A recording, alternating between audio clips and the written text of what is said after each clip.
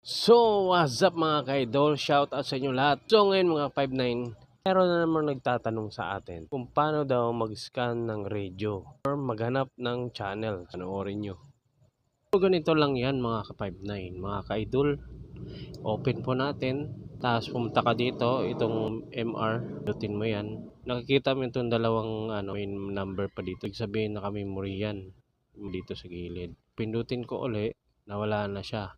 So yan, pwede na tayong mag-scan dito. So, punta tayo sa scanner. Tingnan natin yung scanner. Long press po yan. Ayan. Magdepende po yan kung ano yung gusto nyong umpisahan na channel. Ngayon, antayin ka na lang kung ano yung kung merong magsasalita dyan. Ibig sabihin, nakita mo na yung channel. At kung makita mo na yung channel, gaya nito, exit mo yan. Makita mo na yan, pwede mo na yan ipasok doon sa memory. Ayan. So, yun lang mga ka-idol, mga ka-5'9".